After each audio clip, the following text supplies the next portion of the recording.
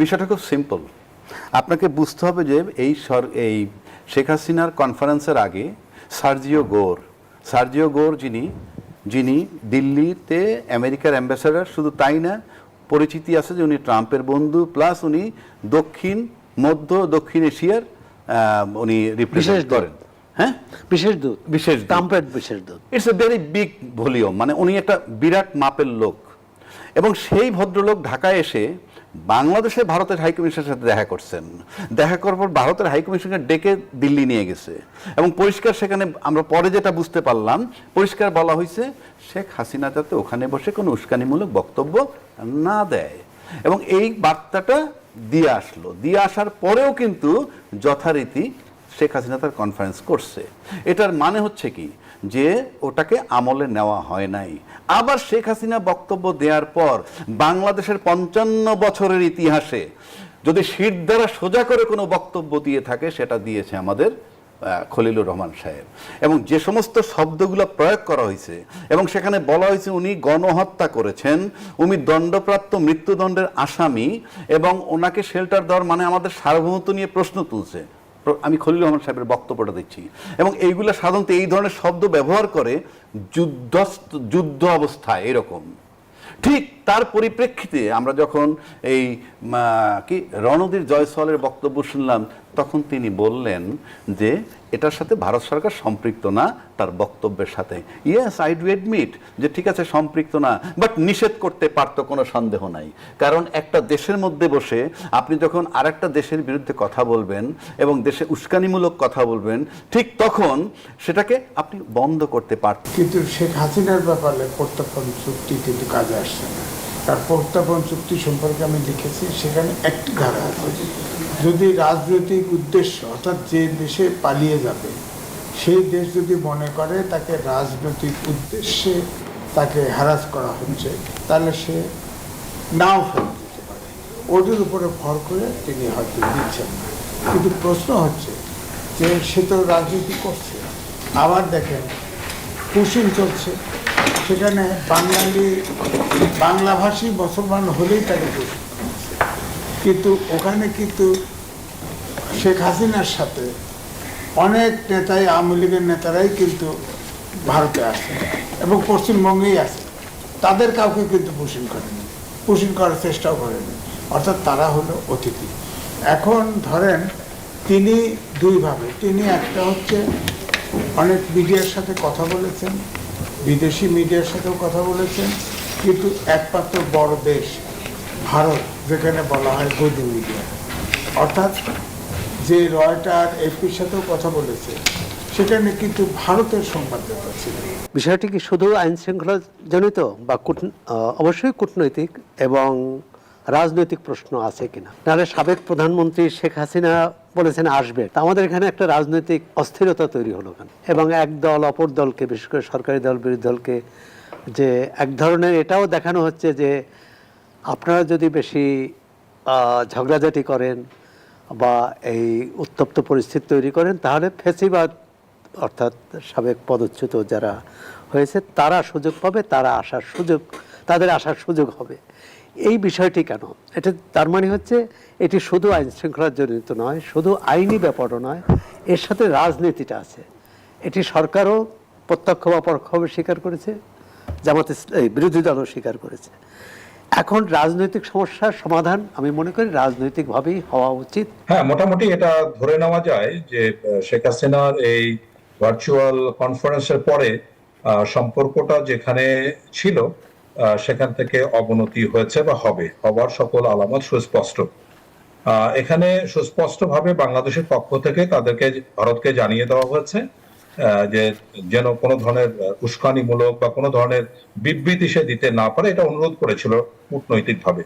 একইভাবে ভারতের অবস্থানটা সম্পূর্ণরূপে দ্বিচারিতা এবং পরস্পর বিরোধী। সুতরাং আমি মনে করি যে ভারত বৃহত্তম প্রতিবেশী দেশ, গণতান্ত্রিক দেশ, তাদের পক্ষ থেকে আমরা আশা করেছিলাম, সচেতন মানুষ হিসেবে আশা করেছিলাম যে এই বিষয়টাকে খুবই সচেতনতার সাথে, খুবই মানে সংবেদনশীল ভাবে এটাকে নিয়ন্ত্রণ করা উচিত ছিল। এক কথাই তো যথেষ্ট যে তিনি কোনো ধরনের কার্যক্রমে অংশগ্রহণ করতে পারবেন না, এটাই আশা করা উচিত ছিল। তারপরে বাংলাদেশকে বলতে পারতো যে আমরা এই ধরনের কোনো সুযোগ তাকে দিচ্ছি না, সুতরাং আসুন আমরা উভয় দেশের সম্পর্কটাকে উন্নয়নের দিকে এগিয়ে নিয়ে যাই। জনাব এম এ আজিজ, আপনাকে দিয়ে আলোচনাটা শুরু করি। যেমনটি আমরা দেখলাম যে দিল্লিকে উদ্দেশ্য করে স্বরাষ্ট্রমন্ত্রী বললেন হাসিনা কার্ড খেলবেন আর বাংলাদেশের সঙ্গে বন্ধুত্বপূর্ণ সম্পর্ক চাইবেন। মনে রাখতে হবে দুটো বিপরীত। হাসিনা কার্ড ভারত কেন খেলছে, ভারতের মূল উদ্দেশ্য? কিন্তু শেখ হাসিনার ব্যাপারে প্রত্যর্পণ চুক্তি কিন্তু কাজে আসছে না। তার প্রত্যর্পণ চুক্তি সম্পর্কে আমি লিখেছি, সেখানে একটি ধারা আছে, যদি রাজনৈতিক উদ্দেশ্য অর্থাৎ যে দেশে পালিয়ে যাবে সেই দেশ যদি মনে করে তাকে রাজনৈতিক উদ্দেশ্যে তাকে হ্যারাস করা হচ্ছে, তাহলে সে নাও ফেরত দিতে পারে। ওটির উপরে ভর করে তিনি হয়তো দিচ্ছেন না। কিন্তু প্রশ্ন হচ্ছে যে সে তো রাজনীতি করছে, আবার দেখেন পুশিং চলছে, সেখানে বাংলাভাষী মুসলমান হলেই তাকে পুশিং করছে। কিন্তু ওখানে কিন্তু শেখ হাসিনার সাথে অনেক নেতাই, আওয়ামী লীগের নেতারাই কিন্তু ভারতে আসে এবং পশ্চিমবঙ্গেই আছে, তাদের কাউকে কিন্তু পুশিং করার চেষ্টাও করেনি, অর্থাৎ তারা হলো অতিথি। এখন ধরেন তিনি দুইভাবে, তিনি একটা হচ্ছে অনেক মিডিয়ার সাথে কথা বলেছেন, বিদেশি মিডিয়ার সাথেও কথা বলেছেন, কিন্তু একমাত্র বড় দেশ ভারত, যেখানে বলা হয় গদি মিডিয়া, অর্থাৎ যে রয়টার এফপির সাথেও কথা বলেছে, সেখানে কিন্তু ভারতের সংবাদদাতা ছিল। হ্যাঁ, সুতরাং আবার পশ্চিমা দেশে কিন্তু লবিস্ট নিয়োগ করে। অসংখ্য ধন্যবাদ। জনাব সোহরাব হাসান, একই বিষয়ে আপনার কাছে প্রশ্ন রাখতে চাই। ভারত কি হাসিনা ইস্যুতে দ্বৈত রাজনীতি করছে কিনা? ভারত একদিকে বলছে যে তাদের ভূখণ্ড ব্যবহার করে হাসিনাকে রাজনৈতিক বক্তব্য দেওয়ার সুযোগ থাকবে না, সেই সঙ্গে আবার আমরা দেখছি যে হাসিনার বক্তব্যের সঙ্গে তাদের কোনো সম্পৃক্ততা নেই। এই বক্তব্যের মধ্য দিয়ে ভারত দায়মুক্তি পেতে পারে কি? বিষয়টি কি শুধু আইন শৃঙ্খলা জনিত বা অবশ্যই কূটনৈতিক এবং রাজনৈতিক প্রশ্ন আছে কিনা? নাহলে সাবেক প্রধানমন্ত্রী শেখ হাসিনা বলেছেন আসবেন, তা আমাদের এখানে একটা রাজনৈতিক অস্থিরতা তৈরি হলো কেন? এবং এক দল অপর দলকে, বিশেষ করে সরকারি দল বিরোধী দলকে, যে এক ধরনের এটাও দেখানো হচ্ছে যে আপনারা যদি বেশি ঝগড়াঝাটি করেন বা এই উত্তপ্ত পরিস্থিতি তৈরি করেন, তাহলে ফ্যাসিবাদ অর্থাৎ সাবেক পদচ্যুত যারা হয়েছে তারা সুযোগ পাবে, তাদের আসার সুযোগ হবে। এই বিষয়টি কেন?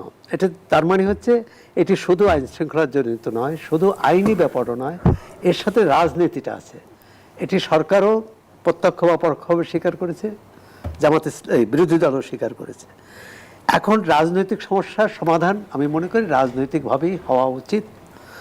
সেটি কিভাবে হবে জানি না। একটা হতে পারে যে ট্রুথ অ্যান্ড রিকনসিলিয়েশন, দায় স্বীকার করবে, দায় স্বীকারের পর একটা কিভাবে সমঝোতা, জাতীয় সমঝোতা হতে পারে বা পুনরেকত্রীকরণ হতে পারে, সেটি একটি। আরেকটি হচ্ছে যে যেভাবে বলেছে যে আজিজ ভাই যেমন বললেন যে অনুপ চেটিয়ার ক্ষেত্রে যা হয়েছে শেখ হাসিনার ক্ষেত্রে সেটা হবে কি না, আর সেটা দেখতে পারে দুই দেশেই চেষ্টা করে। কিন্তু শেখ হাসিনা সেখানে বক্তব্য দিয়েছে এবং সরকারের আগেই উদ্বেগ প্রকাশ করেছে তিনি সেখানে বাংলাদেশের বিরোধী যাতে কোনো বক্তব্য না দেয়, তার কোনো বক্তব্য এখানে অস্থিরতা তৈরি না করে। ভারত সরকার তার বক্তব্য কিন্তু গ্রহণ করেনি, বলেছে বাংলাদেশের সরকারের বিরুদ্ধে শেখ হাসিনা যা বলেছেন তার সাথে ভারত সরকারের কোনো সম্পর্ক নেই, আমরা এটি অনুমোদনও করি না। কিন্তু তিনি দিয়েছেন। এবং এও সত্য যে ভারত সরকার হয়তো এক ধরনের কি বলে আপসসভা বলবো না, বা দুপক্ষকেই এক ধরনের কাউকে খেপাতে চায়নি। বাংলাদেশ উদ্বেগ প্রকাশ করেছে, সেটি শেখ হাসিনার কথা ছিল যে তিনি সরাসরি এসে সাংবাদিকদের সঙ্গে মতবিনিময় করবেন। সেটি কিন্তু ভারত সরকারের, আমার যতটা ধারণা যে ভারত সরকারের অসম্মতির কারণেই তিনি আসেননি, অথবা ভারত সরকার সেটা অনুমোদন করেনি। তার প্রশ্ন, তাহলে তিনি যে কথাটি বলেছেন সেটিকে অনুমোদন করেছে? সেটা তারা বলছে করেনি। আবার হতে পারে যে বাংলাদেশের পক্ষ থেকে, বাংলাদেশ পররাষ্ট্র মন্ত্রণালয় থেকে বেশ মোটামুটি কড়া প্রতিবাদ জানানো হয়েছে। সেই কড়া প্রতিবাদ ভারত আমলে নিয়েছে কি? প্রতিক্রিয়াতেও তো মনে হয় আমলে নিয়েছে, কতটা নিয়েছে সেটা নিয়ে বিচার বিশ্লেষণ করা যেতে পারে, কিন্তু আমলে নিয়েছে। না হলে তাৎক্ষণিকভাবে আগের দিন এক ধরনের কথা বললেন, পরদিনই কিন্তু সুর নরম হলো। সুতরাং আমি মনে করি যে এটি আইনি প্রশ্ন যেমন আছে, একই সঙ্গে রাজনৈতিক প্রশ্ন আছে, সেটি কিভাবে সমাধান করবে এটি কূটনৈতিক প্রশ্নের সমাধান ঢাকা, দিল্লি অসংখ্য ধন্যবাদ জানাচ্ছি। কূটনৈতিক পর্যায়ে করবে, আর রাজনৈতিক প্রশ্নের সমাধানটি রাজনৈতিক নেতৃত্বকে ধন্যবাদ জানাচ্ছি। অ্যাডভোকেট আবু হেরা রাজাকি, ভারত সরকার বলছে হাসিনার বক্তব্য ভারত অনুমোদন করে না, আবার দিল্লিতে বসেই শেখ হাসিনা একের পর এক রাজনৈতিক বক্তব্য দিয়ে যাচ্ছে, তাহলে ভারতকে আসলে নীরব দর্শকের ভূমিকা পালন করছে? বিষয়টা খুব সিম্পল। আপনাকে বুঝতে হবে যে এই শেখ হাসিনার কনফারেন্সের আগে সার্জিও গোর যিনি দিল্লিতে আমেরিকার অ্যাম্বাসেডর, শুধু তাই না, পরিচিতি আছে যে উনি ট্রাম্পের বন্ধু, প্লাস উনি দক্ষিণ এশিয়ার উনি রিপ্রেজেন্ট করেন। হ্যাঁ, বিশেষ দূত ট্রাম্পের বিশেষ দূত। It's a very big volume, মানে উনি একটা বিরাট মাপের লোক। এবং সেই ভদ্রলোক ঢাকায় এসে বাংলাদেশে ভারতের হাইকমিশনের সাথে দেখা করছেন। দেখা করার পর ভারতের হাইকমিশনকে ডেকে দিল্লি নিয়ে গেছে, এবং পরিষ্কার সেখানে আমরা পরে যেটা বুঝতে পারলাম, পরিষ্কার বলা হয়েছে শেখ হাসিনা যাতে ওখানে বসে কোনো উস্কানিমূলক বক্তব্য না দেয়। এবং এই বার্তাটা দিয়ে আসার পরেও কিন্তু যথারীতি শেখ হাসিনা তার কনফারেন্স করছে। এটার মানে হচ্ছে কি, যে ওটাকে আমলে নেওয়া হয় নাই। আবার শেখ হাসিনা বক্তব্য দেওয়ার পর বাংলাদেশের 55 বছরের ইতিহাসে যদি সিট দ্বারা সোজা করে কোনো বক্তব্য দিয়ে থাকে, সেটা দিয়েছে আমাদের খলিলুর রহমান সাহেব। এবং যে সমস্ত শব্দগুলো প্রয়োগ করা হয়েছে, এবং সেখানে বলা হয়েছে উনি গণহত্যা করেছেন, উনি দণ্ডপ্রাপ্ত মৃত্যুদণ্ডের আসামি, এবং ওনাকে শেল্টার দেওয়ার মানে আমাদের সার্বভৌমত্ব নিয়ে প্রশ্ন তুলছে। আমি খলিলুর রহমান সাহেবের বক্তব্যটা দিচ্ছি, এবং এইগুলো সাধারণত এই ধরনের শব্দ ব্যবহার করে যুদ্ধ অবস্থায় এরকম। ঠিক তার পরিপ্রেক্ষিতে আমরা যখন এই রণধীর জয়সওয়ালের বক্তব্য শুনলাম, তখন তিনি বললেন যে এটার সাথে ভারত সরকার সম্পৃক্ত না তার বক্তব্যের সাথে। ইয়েস, আই ডু অ্যাডমিট যে ঠিক আছে সম্পৃক্ত না, বাট নিষেধ করতে পারতো, কোনো সন্দেহ নাই। কারণ একটা দেশের মধ্যে বসে আপনি যখন আরেকটা দেশের বিরুদ্ধে কথা বলবেন এবং দেশে উস্কানিমূলক কথা বলবেন, ঠিক তখন সেটাকে আপনি বন্ধ করতে পারতেন। এখন প্রশ্ন হচ্ছে ভারত সরকারের কাছে, ব্যক্তি শেখ হাসিনা বড় না বাংলাদেশটা বড়? সেই প্রশ্নের জায়গাটায় আমরা এখন আসতে চাই। আপনার পর্যবেক্ষণ কি বলে? হ্যাঁ, ব্যক্তি শেখ হাসিনা বড় না বাংলাদেশ বড়? আমি তো প্রশ্নটা রাখলাম, কিন্তু এখানে একটা কথা আছে। আমাদের পররাষ্ট্রমন্ত্রী তার এই বক্তব্য দেওয়ার পর যেই জবাবটা আসা উচিত ছিল, তার দ্বিগুণ তিনগুণ শক্তিশালী বেগে সেটা আসেনি। অর্থাৎ মনে হলো ব্যাকফুটে চলে গেছেন। তখন বললেন কি, আমরা এই বিষয়ে ভারত সরকারের কোনো সায় নাই। এই কথাটার মানে হচ্ছে এই যে এটা টেস্ট কেসও হতে পারে যে বাংলাদেশের বর্তমান অবস্থাটা কেমন, কি অবস্থা, সব কিছু মিলে আমার কাছে মনে হয় যে ওনারা পরখ করতে চেয়েছেন। কিন্তু আজকে পর্যন্ত আমি মনে করি যে মানে ভারত সরকারের উচিত এমন কোনো বক্তব্য অ্যালাউ করতে না দেয়া, কারণ আপনাকে রাষ্ট্রের সাথে কাজ করতে হবে, রাষ্ট্র টু রাষ্ট্র। এবং ইউনূস সরকারে আসার পর বাংলাদেশ ভারতের যে সম্পর্কটা ছিল, একটা বৈরী সম্পর্ক আমরা দেখছিলাম, এবং আমরা মনে করছি নির্বাচন হয়ে গেলে তারপর সব ঠিক হয়ে যাবে। এবং তারা বলছিলেনও যে নির্বাচিত সরকার আসলে আমরা নির্বাচিত সরকারের সাথে সমস্ত রকমের কাজ করতে আগ্রহী। তাহলে নির্বাচিত সরকার আসছে, তার মানে কি নির্বাচিত সরকার is not the issue, rather সরকারটা তাদের মন মতো হয় কি না। অর্থাৎ আমি অনেকদিন আগেও বলেছিলাম, শেখ হাসিনার জায়গাটায় সরকারকে দেখতে চায়। এখন শেখ হাসিনার জায়গায় যে সরকারটা থাকবে না, সেই সরকারের সাথে ভারতের সম্পর্ক ভালো হওয়া। ভারত কি আসলে পুতুল সরকার চায়, যেন তাদের সরকারের বিষয় না, বিষয় হচ্ছে আপনি দুইটা স্টেটমেন্ট ধরেন। আপনি এখানে শেখ হাসিনাকেও ডামি ধরতে পারেন, এখানে ইভেন খলিলুর রহমান, কারণ যে বক্তব্য খলিলুর রহমান সাহেব দিছে, আপনি চিন্তা করেন যে শেখ হাসিনার নেপথ্য শক্তিকে, খলিলুর রহমানের সাহেব নেপথ্য শক্তিকে, এই দুইটার জন্য যে চিন্তা করেন, তাহলে দুইটা ডামি দাঁড়ানো আছে, কিন্তু বক্তব্য আসতেছে এরকম। অর্থাৎ ওই শক্ত শব্দগুলো প্রয়োগ করার ক্ষেত্রে খলিলুর রহমান সাহেবেরও কোথাও একটা শক্তি আছে, যে যেমন হাসিনা একটা শক্তি আছে নিষেধ করা সত্ত্বেও উনি ওখানে কনফারেন্স করতেছে। সুতরাং আমার কাছে মনে হয় যে বাংলাদেশের আমরা লোকগুলা বা বাংলাদেশের সরকারগুলা আদৌ কখনো স্বাধীন ছিল কিনা, কখনো হয়তো আমি ওনার নেতৃত্বে, কখনো হয়তো আপনার নেতৃত্বে, কখনো আজিজ ভাইয়ের নেতৃত্বে, আমার কাছে এ পর্যন্ত তাই মনে হয়। ধন্যবাদ জানাচ্ছি অ্যাডভোকেট আবু হেনা রাজ্জাকি। জনাব এম এ আজিজ, ডামিকে যেমনটি অ্যাডভোকেট আবু হেনা রাজ্জাকি প্রশ্ন তুলেছেন, ব্যাপারটা হলো আমাদের কাছে পরিচিত যে উনি, আপনিও যার লোক, উনিও তাই, সোরাব ভাইও তারই লোক, বা রাজ্জাকি ভাইও তারই লোক, তো ব্যাপারটা দামি হয়ে গেল। অর্থাৎ দুই পক্ষই এখানে খেলোয়াড়কে, আমি তো বলছি যে আমরা ভূ রাজনীতির চক্করের মধ্যে আছি অথবা ফাঁদের মধ্যে আছি। হ্যাঁ, এখন খেলতেছে, শেখ হাসিনাকে নিয়ে খেলতেছে, ভারত খেলতেছে, যুক্তরাষ্ট্রও খেলতেছে, অন্য কেউ খেলতেছে না, এই দুজনের খেলা। এরই মধ্যে আমরা দেখছি যে সামাজিক যোগাযোগ মাধ্যম থেকে বিভিন্ন মহলে কিন্তু একটি প্রশ্ন ঘুরপাক খাচ্ছে, হাসিনা জীবিত না মৃত? না, এটা বলছে এই কারণেই যে ধরেন সোরাব ভাই ও প্রবীণ, আমি তো ধরেন 78 সাল থেকে প্রফেশনে, আর অবজারভারে আসছি 80 সালে, আমি সেখান থেকেও যদি কাউন্ট হয়, কোনো ব্যক্তি, কোনো রাজনীতিবিদ, কোনো ব্যক্তি প্রেস কনফারেন্স করছে, তার চেহারা দেখা যায় নাই অথবা রিপোর্টারের চেহারা দেখা যায় নাই, এরকম ইতিহাস আমি দেখিনি। হ্যাঁ, প্রেস রিলিজ দিচ্ছে, অন্ধকারের ভিতরে প্রেস রিলিজ দিচ্ছে, এখন ফ্যাক্স দেয়, কিন্তু অডিও ভিডিও অর্থাৎ হাজির হয়ে তার কোনো ইন্টারভিউ, কোনো চেহারা দেখা যায় না, এটা দেখা, এই জন্যেই এরকম একটা জনশ্রুতি তৈরি হয়েছে। আদৌ তিনি বন্দি কিনা, আদৌ তিনি জীবিত কিনা, এই প্রশ্ন আসে। তার ছেলে আছে, মেয়ে আছে, ওখানে বহু আওয়ামী লীগের নেতা আছে, কারোর সাথে তো একবার দেখা হয় না, দেখা যায় না। আবার যেখানে প্রেস কনফারেন্সে যেটা বলছিলাম, ফরেনার্সদের করেসপন্ডেন্ট, অর্থাৎ ভারতের ফরেনার করেসপন্ডেন্ট, যারা ফরেন করেসপন্ডেন্ট, সেখানে জয় ছিল, সেখানে আপনার সাকিব আল হাসান ছিল, আর নফেল ছিল। হ্যাঁ, জয় কিন্তু তাও জুমে কানেক্ট হয়েছে। হ্যাঁ, আর সাকিব আল হাসানও তাই, সে ওখানে আসেনি। হ্যাঁ, গাড়ির থেকেই সে জুমে জয়েন করছে। এই খালি উপস্থিত ছিল নফেল। হ্যাঁ, তার চেহারাটা তো ঠিকই দেখা গেছে, কিন্তু আপনার ভার্চুয়ালি কথা বলছে, শেখ হাসিনার কোনো চেহারা, ভয়েস হয়তো ব্যান্ড আছে, হয়তো আমাদের ডাক্তার জাহিদ আছে, এক ধমক দিছে, আমাদের মিডিয়া সব হাগে ফেলাইছে। হ্যাঁ, হাগে ফেলাইছে। তো ট্রাইব্যুনালের চিফ বলছে যে যদি উস্কানিমূলক বক্তৃতা না দেয়, বিচার বিভাগ নিয়ে কোনো বক্তব্য না দেয়, সাধারণ বক্তৃতা দিতে পারবে।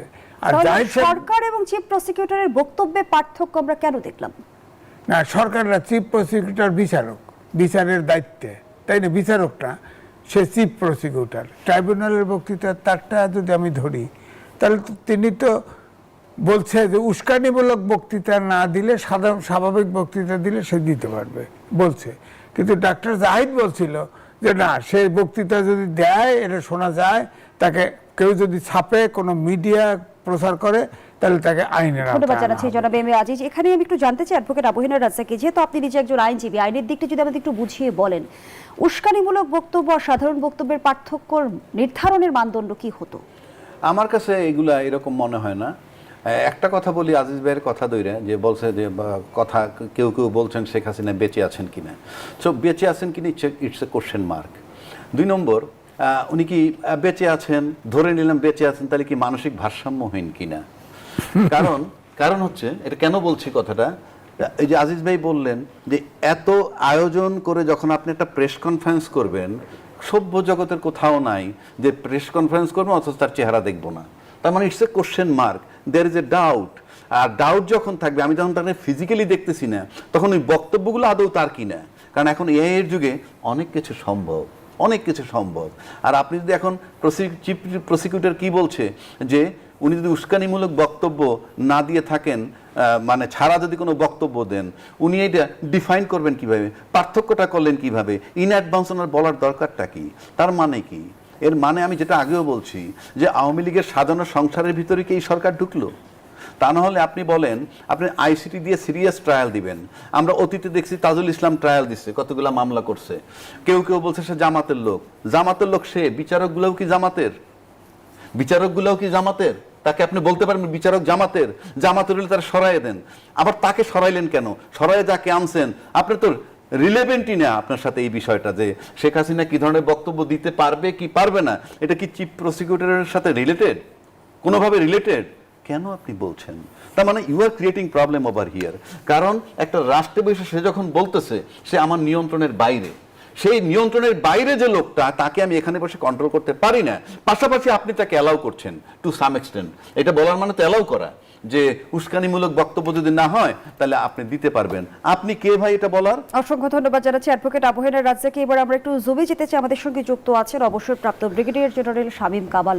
জনাব শামীম কামাল, শেখ হাসিনা ইস্যুকে কেন্দ্র করে কি বাংলাদেশ ভারত সম্পর্কে নতুন করে টানাপোড়েন সৃষ্টি হওয়ার সম্ভাবনা দেখছেন? জি, আপনাকে ধন্যবাদ নিউজ 24 এর দর্শক শ্রোতৃ মণ্ডলী এবং আজকের বিজ্ঞ সহ আলোচক। হ্যাঁ, মোটামুটি এটা ধরে নেওয়া যায় যে শেখ হাসিনার এই ভার্চুয়াল কনফারেন্সের পরে সম্পর্কটা যেখানে ছিল সেখান থেকে অবনতি হয়েছে বা হবার সকল আলামত সুস্পষ্ট।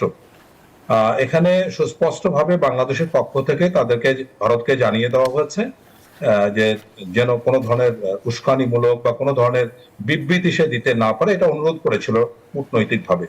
একইভাবে ভারতের অবস্থানটা সম্পূর্ণরূপে দ্বিচারিতা এবং পরস্পর বিরোধী। কেননা তারা বলছেন যে এখানে কোনো রাজনৈতিক কর্মকাণ্ড করতে দেওয়া হবে না, কিন্তু তাকে অনুমতি দেওয়া হচ্ছে এরকম ভার্চুয়ালি যোগ হয়ে মোটামুটি অনেক, মানে সারা পৃথিবীতে যত মানুষ তারা দেখেছে, তো এটা একটা বড় একটা স্টিমুলাস হিসেবে কাজ করবে, এটা জেনে শুনেই ভারত এটা অ্যালাউ করেছে। এখন নতুন যে বিতর্কটা উদ্ভব হয়েছে বা উঠে এসছে যে তিনি জীবিত কি মৃত, এটা একটা নতুন বিষয়। এখন তিনি জীবিত কি মৃত সেটা বড় কথা নয়, বড় কথা হচ্ছে যে কি কথাটা প্রচার করা হলো, দ্যাট ইজ ইম্পর্টেন্ট। এবং তার থেকে বড় যে প্রশ্ন, যে ভারতের মানে শেল্টার থেকে, তাদের আশ্রয়ে থেকে ভারত সরকার এটাকে কূটনৈতিকভাবে অ্যালাউ করছে।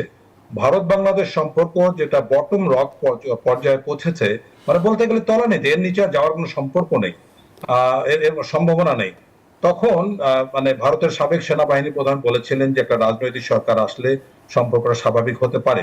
তো এরকম একটা যখন নতুন রাজনৈতিক দল বাংলাদেশের সরকার গঠন করলো, তারপরে ভারতের দিক থেকে সর্বপ্রথম যে দায়িত্বটা পালন করা উচিত ছিল, যে এটাকে খুব সংবেদনশীল অবস্থাতে এই বিষয়টাকে মানে হ্যান্ডেল করা। কিন্তু সেখানে আমরা দেখলাম যে যখন দ্বিপাক্ষিক সম্পর্কটা উন্নয়নের বিভিন্ন কাজকর্ম চলছিল সাইড বাই সাইড, মানে খুবই আশ্চর্যজনক যে বিষয়টা আমরা দেখলাম যে একটার পর একটা ঘটনা, এটা রীতিমতো প্রভোকিং, মানে প্রভোকেটিভ, এবং এটা উত্তেজনাকে বৃদ্ধি করা বা আগুনে ঘি ঢালার মতো অবস্থা। দেখুন আপনি বর্ডারে পড়ছেন, তারপরে শুভেন্দু অধিকারীর বিভিন্ন রাজনৈতিক দলের বিজেপির নেতৃবৃন্দ, বিশেষ করে পশ্চিমবঙ্গের মন্তব্য, তো সবকিছু মিলে সম্পর্কটাকে আরো খারাপের দিকে নিয়ে যাচ্ছিল। ইতোমধ্যে যে বিষয়টা দৃষ্টি আকর্ষণ করেছে কূটনৈতিক মহলের, যে আপনার মাননীয় প্রধানমন্ত্রীর ভারত সফরকে কেন্দ্র করে এখন আমরা এখানে দেখলাম যে তাকে আমন্ত্রণ জানা হচ্ছে, মাননীয় প্রধানমন্ত্রী মালয়েশিয়া এবং চীনে গেছেন, সেটা নিয়ে বহু ধরনের জল্পনা কল্পনা হচ্ছে। এর মধ্যে আপনার বিমস্টেকের সভাপতি হিসাবে তাকে ব্রিক্সে আবেদন করা হচ্ছে, সেখানে যাবেন কি যাবেন না। সুতরাং অনেক কিছু বিষয় নিয়ে যখন একটা বড় ধরনের গোলকধাঁধা তৈরি হচ্ছে, তা এরকম একটা সময়ে সাবেক প্রধানমন্ত্রী শেখ হাসিনাকে দিয়ে ভার্চুয়ালি এরকম একটা কনফারেন্স করা অবশ্যই এটা মারাত্মক ক্ষতের সৃষ্টি করবে। সুতরাং আমি মনে করি যে ভারত বৃহত্তম প্রতিবেশী দেশ, গণতান্ত্রিক দেশ, তাদের পক্ষ থেকে আমরা আশা করেছিলাম, সচেতন মানুষ হিসেবে আশা করেছিলাম যে এই বিষয়টাকে খুবই সচেতনতার সাথে, খুবই মানে সংবেদনশীল ভাবে এটাকে নিয়ন্ত্রণ করা উচিত ছিল। এক কথাই তো যথেষ্ট যে তিনি কোনো ধরনের কার্যক্রমে অংশগ্রহণ করতে পারবেন না, এটাই আশা করা উচিত ছিল। তারপরে বাংলাদেশকে বলতে পারতো যে আমরা এই ধরনের কোনো সুযোগ তাকে দিচ্ছি না, সুতরাং আসুন আমরা উভয় দেশের সম্পর্কটাকে উন্নয়নের দিকে এগিয়ে নিয়ে যাই। সুতরাং সেখানে দেখা গেল এই মুভমেন্টটাকে আমি বিপরীত মুখী একটা মুভমেন্ট মনে করছি, এবং সম্পর্ক যাতে ক্ষতিগ্রস্ত হয় সেদিকে এটা ধাবিত হবে। আমরা যত খুবই সুস্পষ্টভাবে বুঝি যে ভারতের এই ভূমিকা অবশ্যই সমালোচনা হওয়ার মতো বিষয়। ইতিমধ্যে লক্ষ্য করেন সার্জিও গোরের ভ্রমণের পরে মোটামুটি আমাদের অনেক কিছু অফ ব্যালেন্স হয়ে গেছে।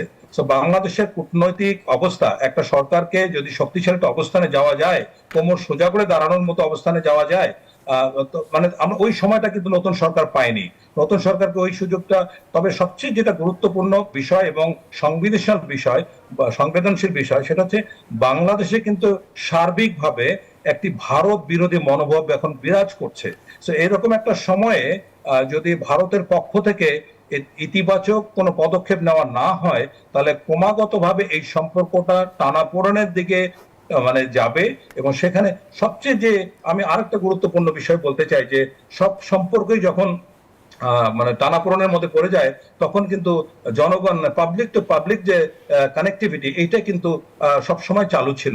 আপনি সীমান্ত এলাকাগুলির কথা চিন্তা করেন, এখানে মানে শত বছর হাজার বছরের যে সম্পর্ক আত্মীয়তা সেটা কিন্তু সীমান্তে কাঁটাতারে বেড়া দিয়ে কোনোভাবে থামাতে পারেনি। কিন্তু এবারেই আমরা দেখলাম যে ভারত সেটাও বন্ধ করে দিয়েছে। আপনি দেখুন ইভেন ভিসা, মেডিকেল ভিসা পর্যন্ত, আমাদের অসুস্থ অনেক মানুষ ভারতে যান সহায়তার জন্য, চিকিৎসা সহায়তার জন্য, সেটা পর্যন্ত বন্ধ করে দেওয়া আছে। সুতরাং ভারত, আমি মনে করি, আমি দীর্ঘদিন ধরে বিষয়টি ফলো করছি যে ভারত এক ধরনের চ্যালেঞ্জ নিয়েছিল এই বিষয়টাকে এভাবে হ্যান্ডেল করার জন্য।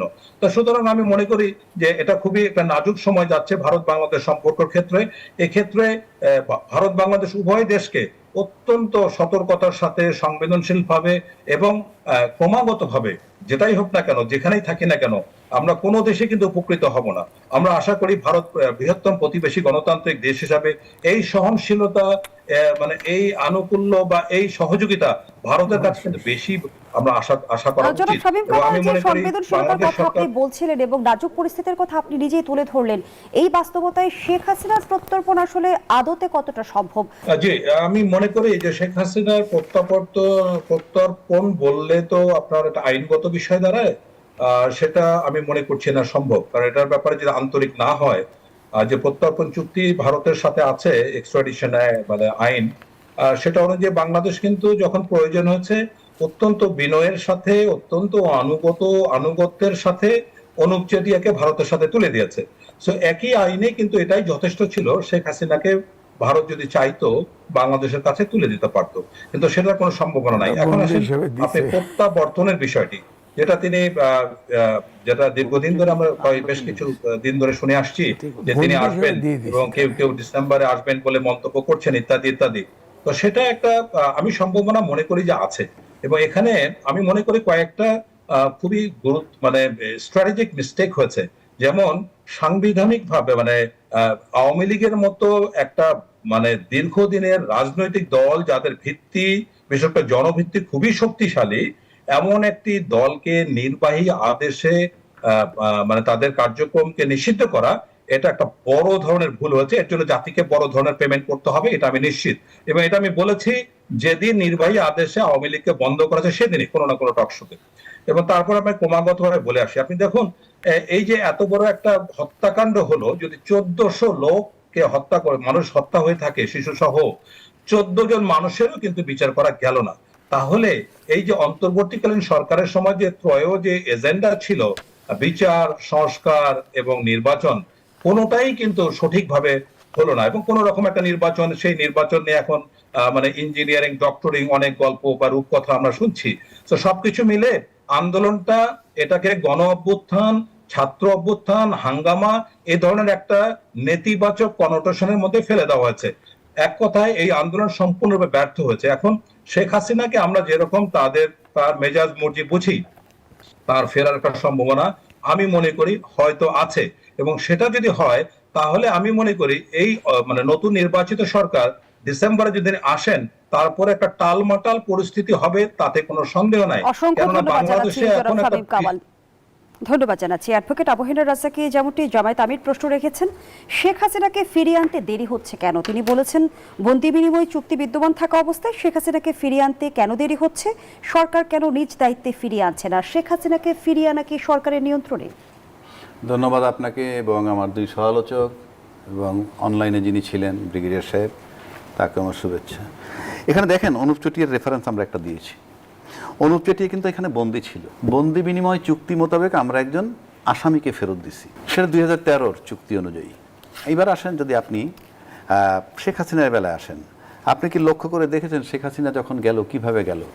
শেখ হাসিনা যাওয়ার ক্ষেত্রে আমাদের বিমান বাহিনী, আমাদের সেনাবাহিনী এবং ভারত কর্তৃপক্ষ তিনজনের একটা সমঝোতা আসতেছে একটা জায়গায়, এবং আমরা দেখছি যে ৪৫ মিনিটের সময়ের কথাও বলেছে সেনাপ্রধান, যে আপনার হাতে আর মাত্র ৪৫ মিনিট সময় আছে। কিন্তু আমার কাছে ব্যক্তিগতভাবে মনে হয় না যে এটা ৪৫ মিনিট সময়ের সিদ্ধান্ত বা ওই দিনের সিদ্ধান্ত। ভার্চুয়ালি উনি 5 তারিখ গেলেও আমরা ইতিমধ্যে যেটা চলে আসছে অলরেডি সোশ্যাল মিডিয়ায়, কেউ বলছে 4 তারিখ, আর আমার বিবেচনায় মনে হচ্ছে সে 3 তারিখ ইনফ্যাক্ট অফিসিয়ালি বুঝে ফেলছে যে তাকে পদত্যাগ করতে হবে কিংবা চলে যেতে হবে, এবং এটা সময় লাগছে। এটা তামাশা না, দুইটা রাষ্ট্র। আপনি মনে করবেন না যে ইন্ডিয়ার সাথে আপনার যত মধুর সম্পর্কই থাকুক, আপনি শেখ হাসিনার, আপনি একটা ফ্লাইট নিয়ে রওনা দিলেই আপনি এরকম টালমাটাল পরিস্থিতিতে আপনি বিভিন্ন একটা ফ্লাইট নিয়ে ওই যে সমস্ত সিগন্যাল বন্ধ করে ইচ্ছা করলেই চলে যেতে পারবেন। Not that. তার মানে হচ্ছেই আমার দেশের বিমান বাহিনী, আমার দেশের সেনাবাহিনী এবং ভারতের যে সংশ্লিষ্ট কর্তৃপক্ষ যারা, তিনজনের সমঝোতার ভিত্তিতে উনি গেছেন। তো তিনজনের সমঝোতার ভিত্তিতে যদি আপনি যেয়ে থাকেন, তখন তো উনি অনুপ চেটিয়ার মতো একজন বন্দি আসামি না। আমার দেশ থেকে তাকে দিয়ে আসা হয়েছে, দুইটা সরকার সমঝোতার ভিত্তিতে নিছে। এই যে সমঝোতার ভিত্তিতে নিলে আপনি 2013-র ওইটা অ্যাপ্লাই করতে পারবেন কি না। কেউ হয়তো বলতে পারে যে আমি একটু আগে কি বললাম, এখন কি বলছি। আমি সবসময় যেটা আমার পক্ষে মনে করি যৌক্তিক, আমি ঠিক সেই কথাটাই বলতে চাই। আপনারা তো নিলেন, দুইটা দেশ তো একত্র হয়ে সমঝোতার ভিত্তিতে আপনি নিছেন, তাকে আপনি এখন ফেরত আনবেন কিভাবে, কোন আইনে? এবং তখন তো সে অপর মানে কি বলে আসামি প্রমাণিত হয়েছে ওখানে যাওয়ার পর। কিন্তু আমরা যেটা দেখতেছি যে সেখানে উনি প্রেস কনফারেন্স করতেছেন, সব কিছুতে অ্যালাউ করতেছি, এবং যাওয়াটা ছিল দুই দেশের সরকারের সমঝোতার ভিত্তিতে, এবং সমঝোতার ভিত্তিতে গিয়ে থাকলে তাকে আনার প্রক্রিয়াটা 2013 আওতায় আসবে কিনা, এটা যেমন একটা প্রশ্ন। আর দ্বিতীয় কথা হচ্ছে, বাংলাদেশে এখন যে অবস্থা, আমি ব্যক্তিগতভাবে মনে করি না যে উনি নিজেই ফেরত আসবেন। এটা একটা উড়ো খবর আর কি। শেখ হাসিনা কি তাহলে প্রত্যর্পণের আওতায় আসবে না, যেমনটি অ্যাডভোকেট আবু হেনা রাজ্জাক কি প্রশ্ন তুলেছেন? আসবে কিনা জানি না, আমার প্রশ্ন। না, রাজ্জাকি ভাই যেভাবে বললেন আমিও তো কিছুটা সহমত পোষণ করি। তিনি যেভাবে গেলেন, তাহলে আমরা একটাই বলতে পারি, যেভাবে গেলেন সেভাবেই আসুক, অর্থাৎ এই সমপক্ষীয় সমঝোতার মধ্য দিয়ে। আরেকটি বিষয়, রাজ্জাকি ভাই যদিও বলছেন তিনি আসবেন বলে মনে করেন না, এটাও হতে পারে। আবার তিনি যখন আসবেন বলছেন, তখন আমাদের প্রতিক্রিয়াটা নেতিবাচক কেন? মানে আমাদের সরকার, রাজনৈতিক দলগুলো, সরকার যে মনে হচ্ছে এই এমনকি জামাত ইসলামের আমির আজকে যা বলছেন, কিন্তু জামাতের অন্য নেতাদের নানাভাবে ভাষায় বোঝা যায় তাদের যে শেখ হাসিনা না আসলেই নিরাপদ। এর মানে এই যেটা শামীম কামাল ভাই বললেন, তার দলের তো একটা সমর্থন গোষ্ঠী আছে, সমর্থক গোষ্ঠী আছে, এবং একটা রাজনৈতিক ভিত্তি আছে। এখন এই ভিত্তিটাকে আমরা কিভাবে সামাল দেব? আমরা মানে এই বাংলাদেশ সরকার বা বাংলাদেশের রাষ্ট্র ব্যবস্থা, একটা হতে পারে রিকনসিলিয়েশন, এবং রিকনসিলিয়েশন, ট্রুথ অ্যান্ড রিকনসিলিয়েশনের দায়টা স্বীকার করতে হবে। যেটি আমি বলি যে শেখ হাসিনার যে ভার্চুয়াল প্রেস কনফারেন্সে, সেখানে দায়টা স্বীকার করেনি। এই যে প্রশ্ন আসছিল যে আপনি অনুশোচনা করেন কিনা, আপনি এটার দায় স্বীকার করেন কিনা, তিনি এই প্রশ্নের জবাব দিতে তার ছেলেকে দায়িত্ব দিয়েছেন। ছেলে যেটা বলছে এটা মানে কোনোভাবেই গ্রহণযোগ্য না। আরেকটি হচ্ছে যে রাজনৈতিক কিনা, এই প্রশ্নটাও আসবে।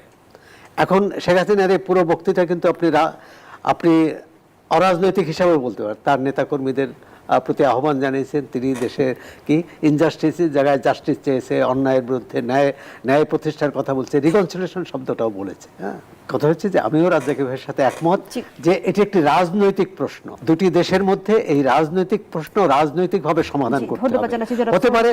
হতে পারে যে বাংলাদেশের পররাষ্ট্রমন্ত্রী যে বিবৃতি দিয়েছে, এই বিবৃতিতে ভারত নমনীয় হলো, তারা মনে করলো যে এটা সমাধান করা উচিত। এটি একটি। আরেকটি হচ্ছে যেটি রাজ্জাকি ভাই প্রথম বলছিলেন, এর পিছনে তৃতীয় হাত আছে কিনা। কারণ সার্জিও গোর আসার পর তিনি এখানে ভারতীয় হাইকমান্ডের সাথে দেখা করেছেন, তিনি আবার দিল্লিতে গিয়েছেন। এর পরপরই শেখ হাসিনার প্রোগ্রামটা হয়তো হতে পারে 5 আগস্টকে সামনে রেখে। কিন্তু এই সবগুলোর মধ্যে একটা যোগসূত্র আছে কিনা। আর এটি সরকারকে মাথা গরম করে সমাধান করা যাবে না। এটি সমাধান করতে হবে বিচক্ষণতার সাথে, প্রজ্ঞার সাথে। এবং শুধু ভূ রাজনীতিতে কিন্তু আমরা খুব স্বাচ্ছন্দ্য অবস্থায় নেই। আমি একটা লাইন বলি, আমরা 14 দেশীয় জোটে শরিক হয়েছি। আবার এই 14 দেশীয় জোটের মধ্যে 3টি দেশ আরেকটি জোট করেছে, সামরিক প্রতিরক্ষা জোট। সুতরাং এর মধ্যে আমরা কোথায় আছি? ইরানের সাথে মধ্যপ্রাচ্যের সংকটে আমাদের অবস্থানটা কোন দিকে? অসংখ্য ধন্যবাদ জানাচ্ছি জনাব সোহরাব হাসান। জনাব এম এ আজিজ যেমনটি বলছিল, শেখ হাসিনার ফিরে আসা একটা রাজনৈতিক প্রশ্ন, সেই প্রশ্নের মীমাংসা কিভাবে হবে? 2 বছর ধরে আমরা দেখছি শেখ হাসিনা বলছেন তিনি আসবেন, দেশে আসবেন, কখনো টুস করে দেশে ঢুকে পড়বেন, কখনো বলছেন ডিসেম্বরে দেশে ফিরবেন। ফিরে আসার যে বক্তব্য দিচ্ছেন সেটা কি আসলে বক্তব্য আমার নাকি এক কৌশল? কথায় প্রকাশ, ভারত যতক্ষণ ইচ্ছা করবে না ততক্ষণ পর্যন্ত শেখ হাসিনাকে আনতে পারবেন না। কারণ ভারত দালাই লামাকে দীর্ঘদিন চীন করছে, কিছুই করতে পারতেছে না। দালাই লামা আছে ওখানে, শেখ হাসিনাও থাকবে। এখন প্রশ্ন হলে যদি শেখ হাসিনাকে গভর্নমেন্ট টু গভর্নমেন্ট নেগোসিয়েশন হয়, যে তাকে কিভাবে আনবে, তাকে তার পাসপোর্ট নাই, তাকে ট্রাভেল পাস দিয়ে নিয়ে আসতে হবে।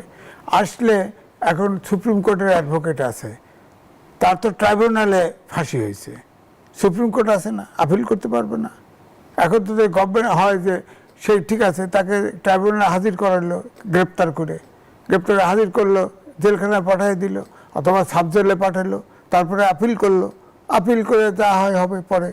এটাকে আপিল আদৌ শুনানি হবে না সেটা পরের ব্যাপার।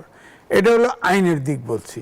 তবে ভারতের সাথে যতক্ষণ ভারত না দিতে চাইবে দেখেন, ততক্ষণ কিন্তু শেখ হাসিনা আসবেও না, আনতেও পারবেন না।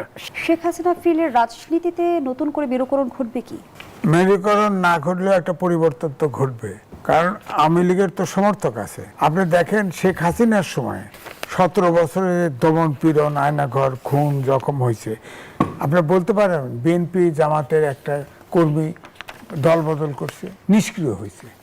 এই সময় আসে অলি, কর্নেল অলি, তার মেজর আক্তার, এরা চেঞ্জ করছে, কিন্তু নিপীড়নের সময় কেউ দল বদল করে নাই। সুতরাং আমি বলবো যে বাংলাদেশে আওয়ামী লীগের সমর্থকরা তাদেরকে এখন নিপীড়িত মনে করে। তারা যখন আসবে এদের ভিতরে সক্রিয় হওয়ার চেষ্টা করবে।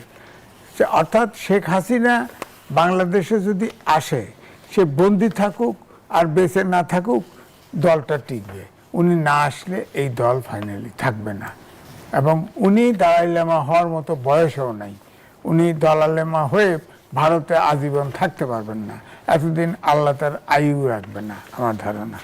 অসংখ্য ধন্যবাদ জানাচ্ছি জনাব সোহরাব হাসান। একই বিষয়ে যদি আপনার মূল্যায়ন জানতে চাই।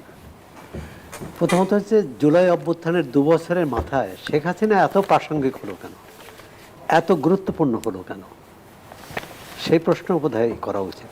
তো তার মধ্যে অর্থাৎ জুলাই অভ্যুত্থানে যারা নেতৃত্ব দিয়েছেন তাদের মধ্যে যে এই দ্বন্দ্ব, সংঘাত এবং গৌরবের কৃতিত্ব নিয়ে যে লড়াই, সেটাও অনেকটা কাজ করেছে।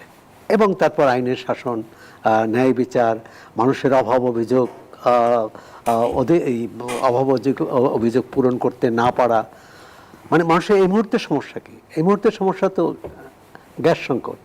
এই মুহূর্তের সমস্যা নিত্যপণ্যের দাম বেড়েছে, কাঁচামরিচের দাম প্রতি কেজি 400 টাকা হয়েছিল। এই মুহূর্তে সংকট, ভোজ্য তেলের দাম বাড়ছে, আরেক দফা বাড়ানোর পায়তারা চলছে। তো এই সরকার বা বিরোধী দল যারা সংসদে আছে তারা তো এসব নিয়ে কথা বলে না। তারা জুলাইয়ের ভাগিদার এবং শেখ হাসিনা। তা এটা মনে হচ্ছে এই অতীতচারী রাজনীতি, এটা শেখ হাসিনার আমলে খুব সক্রিয় ছিল। এখনো আমরা অতীতেই থাকবো?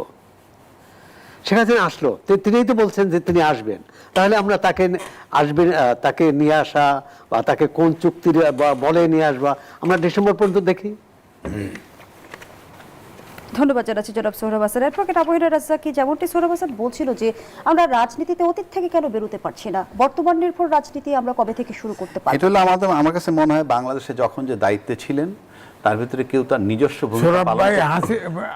ভূমিকা পালন করতে পারছে কিনা, আমি বলি নিজস্ব চিন্তা চেতনায় চলতে পারছে কিনা আমার সন্দেহ। আর যারা চলতে চাইছে তারা বেশি দিন টেকেনি। জিয়াউর রহমান তার একটা নিজস্ব আইডিওলজিতে টিকতে চেয়েছিলেন, টিকতে পারেননি।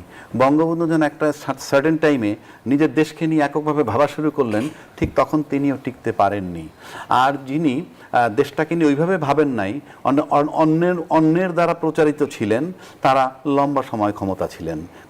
তার মধ্যে অন্যতম হুসেইন মোহাম্মদ এরশাদ 9 বছর, তারপরে শেখ হাসিনা তিনি ছিলেন 2 দফায় 20 বছর। মানে এত বেশি যোগ্যতা সম্পন্ন তারা যে এত লম্বা সময় থাকলো।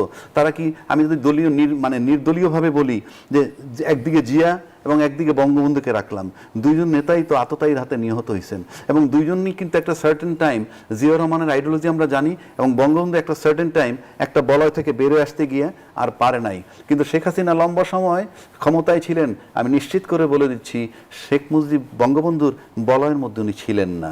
এরশাদ সাহেব 9 বছর টিকছিলেন, উনি জিয়ার বলয়ের মধ্যে ছিলেন না। তার মানে আমি যা বুঝাইতে চেয়েছি আশা করি আপনাকে বুঝতে পারছেন।